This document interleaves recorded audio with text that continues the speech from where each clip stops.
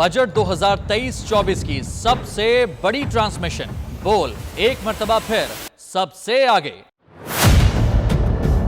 वजीर खजाना की बजट तकरीर की सबसे बड़ी कवरेज। 62% अवाम ने देखा बोल की स्क्रीन पर। Welcome back to the budget transmission.